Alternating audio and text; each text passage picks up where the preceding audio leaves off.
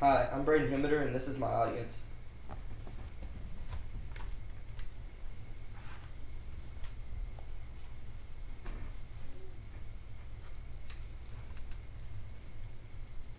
Have you ever thought about where your trash might go after you throw it away? Most people do not. For many people, it may go to a landfill. However, some trash still ends up in some body of water. Once in the body of water, it can do major harm to marine animals that are in the water. The Great Pacific Garbage Patch is a large-scale example of this. It is a huge floating island of garbage in the Pacific Ocean. However, plastic pollution is a problem in many other places, such as ponds, creeks, rivers, lakes, and other oceans. Much of the Great Pacific Garbage Patch is made up of what is known as ghost gear, which can be found in many places where commercial fishing is present. So, you may be asking, what is ghost gear? It consists of two main categories: fishing nets that have been purposely thrown overboard, and fishing gear that is lost accidentally. The Great Pacific Garbage Patch and ghost gear both have far-reaching effects on the environment and people like me who like to catch and release trophy fish. So, let's start by focusing on the Great Pacific Garbage Patch. The Great Pacific Garbage Patch has many major effects on the environment. So you may be asking, how was it discovered? This is explained in detail in a National Geographic article entitled "The Great Pacific Garbage Patch Isn't What You Think It Is" by Laura Parker, a staff writer for National Geographic covering marine environment. The patch was discovered in 1997 by Charles Moore, a yachtsman who sailed through a mishmash of floating plastic bottles on his way home to LA. Until recent years, the contents of the Great Pacific Garbage Patch were unknown, but the media has portrayed it to be consumer plastics such as water bottles, styrofoam, and plastic bags. But according to Parker, in her National Geographic article, microplastics make up 94% of an estimated 1.8 trillion pieces of trash, but only amount to 8% of the total tonnage.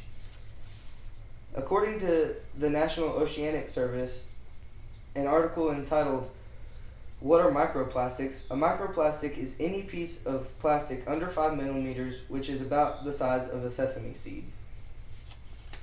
Parker also stated that nets make up 46% of the tonnage, which is equal to about 79,000 tons. About 20% of the trash is from the 2011 Japanese tsunami. So how is it affecting the environment? The Great Pacific Garbage Patch has many effects on the environment, such as killing seagulls, fish, and marine mammals. According to Parker, an estimated 100,000 animals are strangled, suffocated, or injured by plastics every year. I love to deep sea fish and snorkel, and ghost gear and the Great Pacific Garbage Patch are having major effects on the fishing industry. So,